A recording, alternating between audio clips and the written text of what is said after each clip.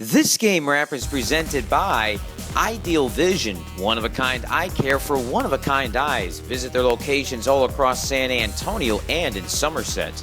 By Smash Mouth Football, fight for the win. And by San Antonio Masonry and Steel. Hey folks, Mr. Bowtie here. Keep banging home that red subscribe button on your screen so that way you can stay up to date on all the great local sports coverage that TV and radio refuse to cover. And don't forget to follow me on Twitter at Mr. Bowtie 1982. It's fun, it's free, and it's safe for the environment. Thank you so much and enjoy the show. San Antonio O'Connor taking on San Antonio Harlan. Last year's matchup was a thriller with O'Connor beating Harlan in extra possessions. This year's matchup was a little bit different on the line. Harlan just trying to stay in the playoff race while O'Connor trying to win a game. How would the matchup play out? Let's take you over to Farris Stadium and check out all the action presented by Ideal Vision, Smash Mouth Football, and San Antonio Masonry and Steel.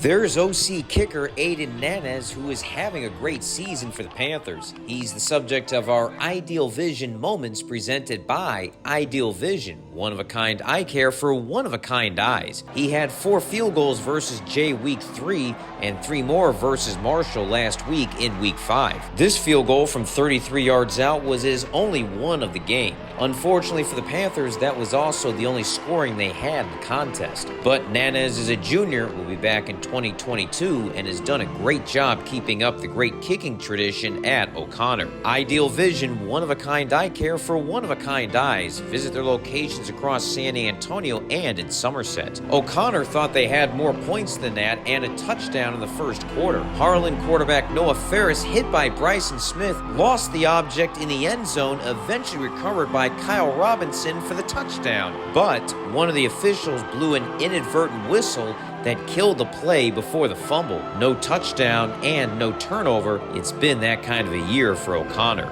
Harlan is finishing up year 4 of varsity play. Remember, last year's team didn't get to play in the knockout rounds because of the virus, and with how 6A Division 1 played out, they could have faced national power Austin Westlake in the quarterfinals. They got off to a slow start this season, but have found their groove in recent weeks. Farris didn't have fumble issues on this play, used the body fake and the play action to freeze the defender. He found Isaiah Manchester on a 64-yard touchdown. Harlan led 7-3 at recess. He finished the game with 128 yards passing. Harlan defense had a great evening as well. Fumbled snap by O'Connor. Harlan's David Meyer eventually would recover the object for the Hawks. Harlan had 3 turnovers forced in the contest. Jacob Gonzales had a huge night as well for the Hawks. 135 yards rushing, 6 per carry, and 2 touchdowns in the second half, one of those off the OC turnover. Just 508 yards of total offense between the two teams, so quick math says he was responsible for 26.57480314. Okay, you get the idea. 26.5% of the offense by that one player. Harlan wins 21-3 to get to 3-3 on the season, 2-2 in district. They still face most of the remaining contenders, so they control their own destiny to get back to the knockout rounds. Unfortunately for O'Connor, they dropped to 0-6 on the season, 0-4 in district. I'm Greg Sherman reporting from San Antonio.